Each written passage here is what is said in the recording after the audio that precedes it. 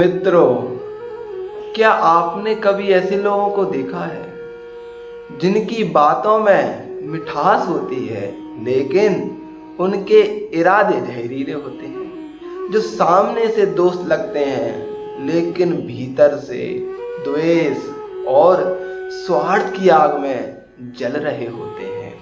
आज हम गीता के अध्याय 16 के श्लोक 10 में श्री कृष्ण द्वारा ऐसे ही व्यक्तित्व की गहराई और चौंकाने वाली पहचान के बारे में जानेंगे। काम माश्रित्य दुष्पूरन् दंभ मान मदान्वितः मोहात् गृहीत्वा सद्गृहान् प्रवर्तन्ते शुचिव्रतः। ये आसुरी स्वभाव वाले लोग कभी ना तृप्त होने वाली इच्छाओं का सहारा लेते हैं। दंभ दिखावा, मान घमंड और मद अहंकार से भरपूर होते हैं। मोहवश झूठे और असत्य सिद्धांतों को पकड़ लेते हैं और अपवित्र आचरण में लिप्त रहते हैं। इन लोगों की एक पहचान होती है, इनकी इच्छाएं कभी खत्म नहीं होती। वे हमेशा कुछ और चाहते रहते हैं, लेकिन ये चाहत किसी सच्चे उद्देश्य के लिए नहीं होती है, बल्कि दिखावे, अहंकार और दूसरों से ऊपर दिखने के लिए होती है। वे असत्य को सत्य मान बैठते हैं, जैसे कि जो पैसा कमाता है वही सही है, जो ताकतवर है वही धर्मी है। इन असत्य विचारों में फंसकर वो अपने जीवन को बर्बादी की ओर ले जाते हैं।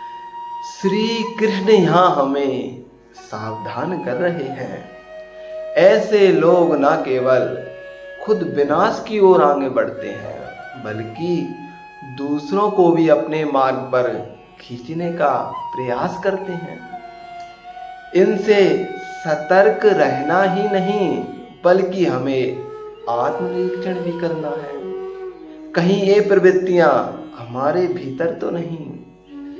क्या हम अपनी इच्छाओं के स्वामी हैं या उनके गुलाम हैं? क्या हम सच्चे मार्ग पर चल रहे हैं या मोह और अहंकार के जाल में फंसे हैं? श्री कृष्ण का यह श्लोक केवल दूसरों को पहचानने के लिए नहीं, बल्कि अपने अंतर्मन को टटोलने के लिए भी है। आपका क्या विचार है?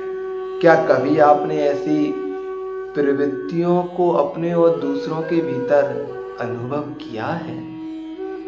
तो कमेंट में जरूर बताएं। अगर आपको यह वीडियो ज्ञानवर्धक लगा हो तो इसे शेयर करना ना भूलें। मिलते हैं अगले श्लोक में गीता स्वाध्याय के साथ। गीता बोले तो आत्मा की आवाज। सब्सक्राइब करें, ज्ञान की यात्रा में हमारे साथी बने। जय श्री कृष्ण।